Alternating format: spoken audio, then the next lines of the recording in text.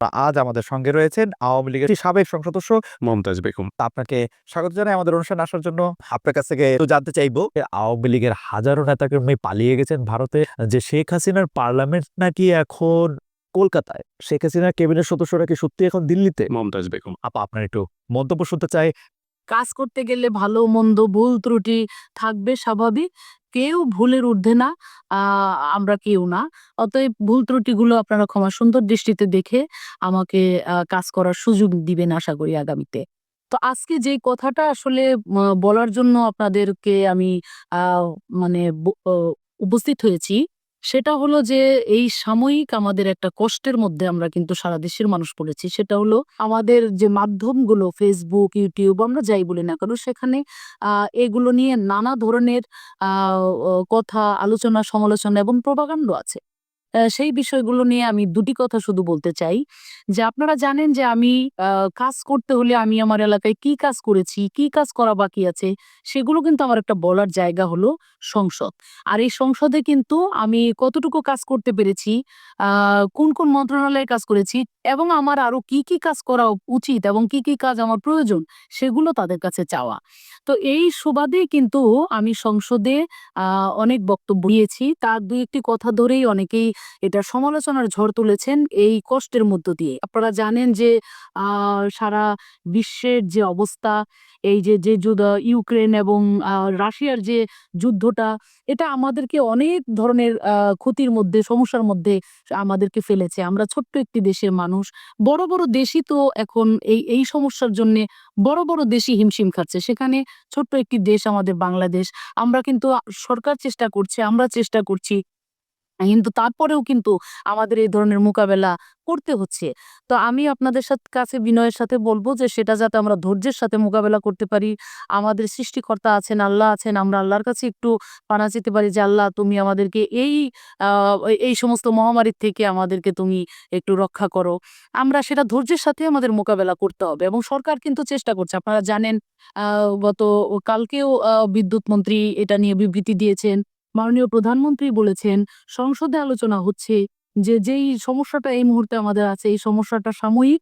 এটা আমরা, সরকার চেষ্টা করছে যে এটাকে, এই সাময়িক সমস্যাটাকে কেটে আমরা যেন আগামীতে বিদ্যুতের একটা সুন্দর একটা পরিবেশ আমরা তৈরি করতে পারি। হ্যাঁ, এখন আমি কেন বলেছিলাম সংসদে, আমরা কিন্তু, আপনারা জানেন, এটা তো মিথ্যা কথা নয় যে বিদ্যুৎ যে হারে সরকার উৎপাদন করে ঘরে, ঘরে যেভাবে বিদ্যুতের লাইন দিয়েছে, এটা কিন্তু সত্যিকার অর্থে এটা প্রশংসা কুড়িয়েছেন সরকার এবং সেই প্রশংসাই আমি করেছি যে আমার নির্বাচনী এলাকায় আগে ৩০% মানুষের ঘরে বিদ্যুৎ ছিল। আমি এখানে দায়িত্ব নেওয়ার পরে ১০০% মানুষের ঘরে বিদ্যুৎ দিয়েছি। একসময় এলাকায় গেলে গ্রামের একটা মা বোনও এসে আমাকে বলতো যে, "আপা, কিছু চাই না, আমাদেরকে বিদ্যুতের লাইন দেন, আমাদেরকে মিটার দেন। আমরা মিটারের অভাবে বিদ্যুৎ পাচ্ছি, বিদ্যুতের চালু করতে পারছি না।" এই যে একটা সংকট ছিল, সেই সংকট কিন্তু আমরা মোকাবেলা করেছি তখন এবং সেগুলো মানুষের ঘরে, ঘরে পৌঁছে দিয়েছি। এবং মানুষ তখন খুশি হয়েছে এবং মানুষ অনেক দোয়া করেছে যে না, অনেক বছর যেটা হয় নাই স্বাধীনতার পরে, ঢাকার অনেক কাছে হওয়ার পরেও আমার নির্বাচনী এলাকায় এই সিংগাইর হরিরামপুরে যেই উন্নয়ন হয় নাই, যে কাজ আমরা পাই নাই, সেটা কিন্তু আমরা এই সরকারের সময় পেয়েছি। আজকে সেইজন্যই কিন্তু আমি সংসদে বলেছিলাম যে, আমরা যেভাবে, এই যে মানুষ আমাদেরকে চাইতো, একসময় হয়তো এই চাওয়া পাওয়াটা আর থাকবে না। সরকার যেভাবে বিদ্যুতের উন্নয়ন করছে, যেইভাবে আমরা লাইন দিয়েছি, যেভাবে আমরা মিটার ঘরে, ঘরে পৌঁছে দিয়েছি, এখন কিন্তু সত্যিকার অর্থে গ্রামে গেলে বলেন, "আপা ২ টা মিটার দেন, আপা ৫ টা মিটার দেন।" মিটার দেওয়ার কিন্তু জায়গা আসলেও খুঁজে পাওয়া যায় না। এটাই কিন্তু বাস্তব।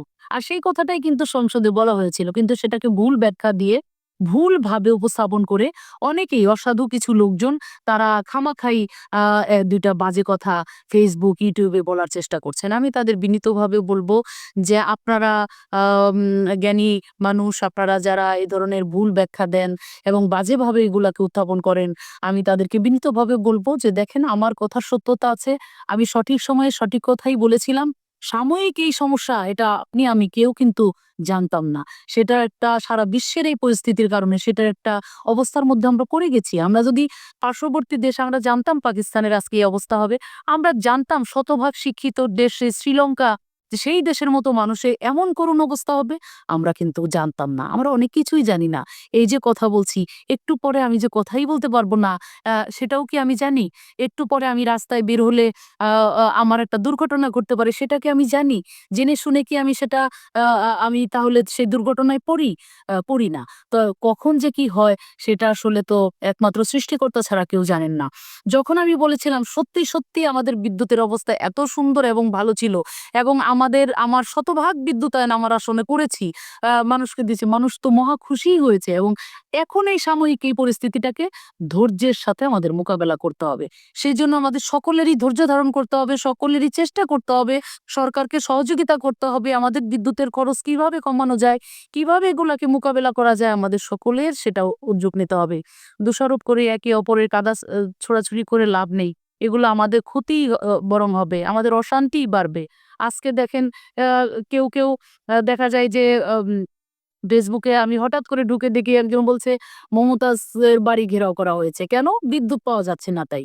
বলেন এই যে প্রভাকাণ্ড, এই যে মিথ্যাচার, এগুলো আপনাদের বিবেকে কি একটু নাড়া দিবে না? যে শুধু একটা মানুষের বিরুদ্ধে এইভাবে মিথ্যাচার আমরা কেন করছি? তো আমি আপনাদেরকে মনে করি যে আপনারা জ্ঞানী মানুষ। এই দেশের মানে অনেক বুদ্ধি আপনারা রাখেন। শুধু মানুষকে আ মানে হয়রানিমূলক কথা বলা, ছোট করা, মানুষকে মিথ্যা আ মানে কথা বলে তাকে আ হেনস্থা করা, এটা কিন্তু আসলে কোনো বিবেকবান মানুষেরইতে পড়ে না। সেই জায়গা থেকে আপনাদের কাছে আমি বিনীতভাবে অনুরোধ করব এ ধরনের প্রোপাগান্ডা থেকে আপনারা একটু আ মানে আ সরে থাকবেন এবং আপনারা এই মিথ্যার আশ্রয়-প্রশ্রয় কেউ দিবেন না এবং আপনারা আ আমাদের সাথে থাকুন, ধৈর্য ধরুন। আল্লাহ যেন আমাদের এখান থেকে আ মানে খুব তাড়াতাড়ি আমাদেরকে এই কষ্টের থেকে আল্লাহ যেন আমাদেরকে মুক্ত করেন। আমি একটু ব্যারিস্টার রুমিন ফারহানার কাছে যেতে চাই। ব্যারিস্টার রুমিন ফারহানা, আপনি মমতাজ বেগম যা বলল সেটা নিয়ে আপনার প্রতিক্রিয়া জানাতে পারেন? এই যে একটা পুরো সিস্টেমকে শেষ করে দেয়া, ধ্বংস করে দেয়া, এমনকি অ্যামিকাস কিউরি যারা ছিলেন তারাও কিন্তু সকলেই একজন বোধহয় বাদ তারা প্রত্যেকেই তত্ত্বাবধায়ক সরকারের পক্ষে কথা বলেছেন এবং যে বিশিষ্টজনদের মতামত নেওয়া হয়েছে প্রায় শখানেক তারা মোটামুটি সকলেই তত্ত্বাবধায়ক না, সরকারের ঠিক আছে। পক্ষে আপনার কথা আপনার বলেছেন। এই বক্তব্যের সাথে কোনো দ্বিমত নাই। কিন্তু যেটি আসলে প্রফেসর হাবিব মিল্লাত যে প্রসঙ্গটি তুলেছিলেন যে আসলে তত্ত্বাবধায়ক সরকার ব্যবস্থাকে নিয়ে যে এই বিতর্ক, এই মতামত জাস্টিস কে এম হাসান থেকে তার শুরু, বিচারকদের বয়স বাড়ানো নিয়ে ব্যারিস্টার মওদুদ আহমেদ তার বীজ বপন করেছিলেন। সেটি জনাব ইয়াজউদ্দিন আহমেদকে তত্ত্বাবধায়ক সরকারের প্রধান উপদেষ্টা করে তার পরিণতি দিয়েছিল বিএনপি সরকার। এর খালেদ দায় বিএনপি কিভাবে এড়াবে? মানে এটা তো আসলে খালেদ এটার মূল্য বিএনপি চুকিয়েছে। আমি যদি তর্কের খাতিরে দায় ধরে দেই, সেই দায়ের মূল্য বিএনপি চুকিয়েছে। ১৫ বছর ধরে আজকে বিএনপি ক্ষমতার বাইরে। আর ২ বছর ধরলে 111 ১৭ বছর। ১। ২ হলো আপনার মাথা ব্যথা। প্রতি সন্ধ্যায় আপনার মাথা ব্যথা হয়। আপনি কি সমাধান হিসেবে মাথাটা কেটে ফেলে দেবেন?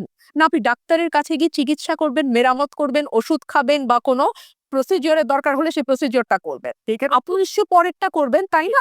সেখানে আমি প্রশ্নটি করেছিলাম যে বিএনপি সে কোনো গন্ডগোল বিএনপি সে সময় থাকে? সেখানেই প্রশ্ন করেছিলাম যে বিএনপি সে সময় সংসদে ছিল, তারা কোনো বিল এনেছিল কিনা, এই সংশোধনীর পক্ষে কোনো প্রস্তাব দিয়েছিল কিনা, এটি নিয়ে আসলে তারা কোনো কথা বলেছিল কিনা খালেদ, সংসদে? আমি আমার তো মনে অল্প পড়ে না, আমি কয়েকটা আসলে দিন কেমন করে সংসদে ছিলাম। জি। আমি তো অল্প কয়েকদিন সংসদে ছিলাম। আমরা ছিলাম ৭ জন, বিএনপি তখন ছিল ৩০ জন। এই হলো পার্থক্য, হ্যাঁ? কিন্তু মানে সংসদে আমরা মানে ২ টার্মেই ছিলাম আরকি। তো দেখেছি সংসদে বিরোধী দলের পক্ষ থেকে কোনো বিল আনা, কোনো প্রস্তাব আনা, এটা মানে নেক্সট টু ইম্পসিবল ১। ২ হলো আমরা যেহেতু ব্রুট মেজরিটির সংসদ, তারা যা চাইবে তাই হবে। এখানে বিরোধী দল যদি ১৪৯ টা আসনও থাকে, ১৪৯ কোনো লাভ নাই। ৭০ ধারা ১৫১ টা আসন যাদের তারাই এটা জিতবে। আমার মনে হয় আপনার বক্তব্য পরিষ্কার। বলি। আমার বক্তব্য পরিষ্কার। আপনি যদি বেগম খালেদা জিয়ার প্রসঙ্গে আসেন। যুক্তি আসতেছি। খালেদ, তার আগে একটা কথা একটু বলতেই হয় যে বাংলাদেশে নির্বাচন না থাকার যে অবশ্যম্ভাবী পরিণতি হয়েছে সেটা হচ্ছে আমরা না এখন প্রজার মতন হয়ে গেছি। প্রধানমন্ত্রী ফর এক্সাম্পল আজকেই একটা সংবাদ সম্মেলন করেছে। প্রধানমন্ত্রীর সংবাদ সম্মেলন আমরা দেখি মূলত প্রশ্নকর্তাদের প্রশ্ন থেকে মজা নেয়ার জন্য। তো সেখানে বসে শুনছিলাম প্রধানমন্ত্রী বলছেন, আমি আমার বিদ্যুৎ মন্ত্রীকে অলরেডি বলেছি, অতীতেও এই কথা তিনি বলেছেন, একটু করে বিদ্যুৎ প্রতিদিন বন্ধ করে দিবা, লোডশেডিং করে দিবা, তাহলে মানুষের মনে পড়বে। এর আগে তিনি মিডিয়ার ব্যাপারে বলেছিলেন যেমন দিয়েছি তেমন ফেরতও নিতে পারি। একইভাবে বেগম খালেদা জিয়া প্রসঙ্গে যুক্তরাজ্যে বসে তিনি যে ভাষায় কথা বলেছেন সেটা কোনো রাজনৈতিক শিষ্টাচার তো দূরেই, কোনো মোটামুটি মানে আমি কি বলবো যে আমি I don't know what to say, মানে আমি আমি আপনার এই স্পিরিটের সাথে সম্পূর্ণ একমত। আমি শুধু ছোট করে জানতে চাইতে পারি যে বেনিসা ফারহানা 15 আগস্ট 15 আগস্টকে একটি উৎসবের দিন হিসাবে কেক কেটে পালন করাটা সম্পর্কে বিএনপির আসলে দলীয় অবস্থানটা কি? এবং যেই জন্মদিনটা আসলে 15ই অগস্ট কারো জন্মদিন হতেই পারে না এবং সেটা দিকে কিভাবে পালন করবেন সেটা 84 সালে সমাবেশের হচ্ছে। বিএনপি কে এখনো বলে যে বেগম জিয়ার জন্মদিন 15 আগস্ট। আমরা তো অফ কোর্স 15ই অগস্ট পালন করা হয়েছে, সেটা ডেফিনেটলি এটা তার জন্মদিন বলেই পালন করা হয়েছে। সরকার এখন তো নানান কথা বলছে, নানান রকম অদ্ভুত কথা বলছে। দেশনেত্রী বেগম খালেদা জিয়ার ব্যক্তিগত জীবন, তার আর্লি ম্যারেড লাইফ, মানে যা মুখে আসছে তাই বলছে। আমি ওনার মুক্তির ব্যাপারে যেটা আপনি বলছিলেন বা বিদেশে চিকিৎসার ব্যাপারে আপনি যেটা বলছিলেন, আমরা এতদিন ধরে শুনে এসেছি। আমি যদি একটু আগে থেকে শুরু করি, আমাকে একটু সময় দেবেন খালেদ প্লিজ আমি যদি একটু আগে থেকে শুরু করি, প্রথমে বেগম জিয়া বলেছিলেন তিনি তার পছন্দের হাসপাতালে চিকিৎসা নিতে চান, তাকে সেটা না দিয়ে জোর করে বেএসএমএমতে নেওয়া হয়েছে, বলা হয়েছে এরকম কোনো প্রভিশন আইনে নাই। করোনা আসলো, প্রভিশন হলো, ঠিকই তিনি তার এভার কেয়ার পছন্দের হাসপাতালে চিকিৎসা নিতে পারলেন। এই যে শুরু হলো, তারপর থেকে আমরা দেখলাম যে সরকার শুরুতে একরকম বলে, পরে সেটা তারা চেঞ্জ করে। শুরুতে আমাদের আইনমন্ত্রী বললেন 401-এ কোনো মানে প্রভিশন নাই তাকে বিদেশে চিকিৎসা করতে দেওয়ার, যদি যেতে হয় তাকে আবার জেলে যেতে হবে, জেলে গিয়ে আবার সরকারের কাছে আবেদন করতে হবে, নতুন করে সরকারের কাছে আবেদন করতে হবে। এবং এইবার আইনমন্ত্রী বললেন, যখন প্রধানমন্ত্রী দেশের বাইরে, তিনি বললেন স্বরাষ্ট্রমন্ত্রীর কাছ থেকে তিনি পেয়েছেন আবেদনটি, সেটা তিনি পরিবার থেকে আবেদন করা হয়েছে বিদেশে চিকিৎসার জন্য, সেটা তিনি দেখবেন, আইনি কিছু বিষয় আছে সেটা দেখে শুনে তিনি 2-1 দিনের মধ্যে